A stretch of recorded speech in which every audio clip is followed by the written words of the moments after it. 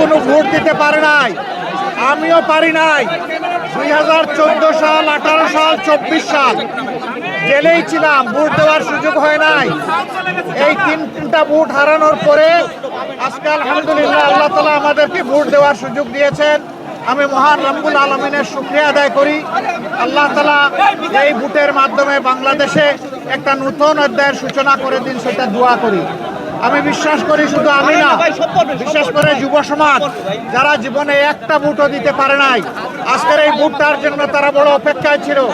এই ভোটটা শান্তিপূর্ণ হোক, সুষ্ঠু হোক, সন্ত্রাস মুক্ত হোক, দখল মুক্ত হোক এবং সবার কাছে গ্রহণযোগ্য হোক, এটা আমরা দোয়া করি। এই ভোটের মাধ্যমে আগামীতে এমন সরকার গঠিত হোক যেই সরকার কোনো ব্যক্তি, পরিবার, দলের হবে না, বরঞ্চ যে সরকার হবে 18 কোটি মানুষের, জনগণের সরকার। আমরা সেই সরকার গঠনের ব্যাপারে আশাবাদী।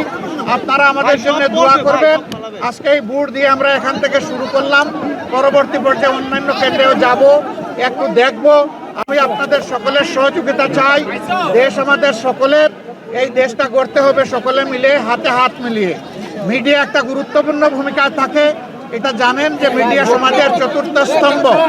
এই চতুর্থ স্তম্ভকে আমরা দেশ গড়ার কাজে আমাদের পাশে চাই।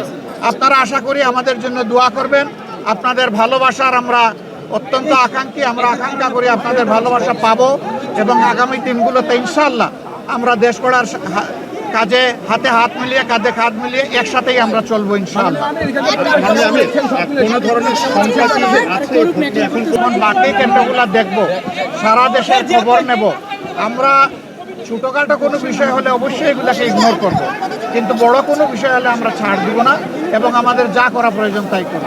কারণ মানুষের ভোটের অধিকার হারিয়ে যাক, এটা আমরা কোনোভাবেই চাই না। আমরা চাই সুষ্ঠু ভোটের মাধ্যমে রেজাল্ট যেটা হবে, সেইটা ভোট যখন সুষ্ঠু হবে, নিরপেক্ষ হবে, সেই রেজাল্ট আমরাও মানব, অন্যদেরকে মানতে হবে। এটাই গণতন্ত্রের সৌন্দর্য। আমরা এটা চাই, আপনারা দোয়া করবেন।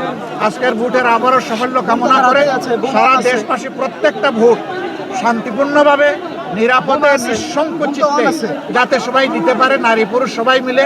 এই জন্য আমি সকলের প্রতি আহ্বান জানাচ্ছি, সবাই আসুন, যার যার ঘর থেকে বেরিয়ে এসে নিজের অধিকার প্রয়োগ করুন এবং রাষ্ট্র গঠনের আপনি গর্বিত অংশীদার হন এবং আপনার দায়িত্বটাও আপনি পালন করুন।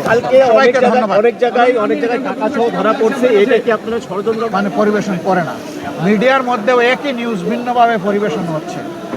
কেউ যদি অপরাধ করে থাকে, সে আমি হলেও আমি এই অপরাধের বিপক্ষে, কিন্তু অপরাধ নয় সেটাকে আবার জোর করে অপরাধ বানানো, সেটা আরেকটা বড় অপরাধ।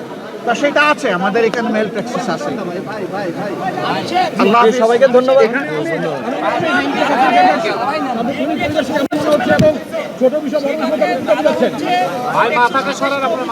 করছি, দেখা যাক শেষ পর্যন্ত কোথায় গিয়ে দাঁড়ায়।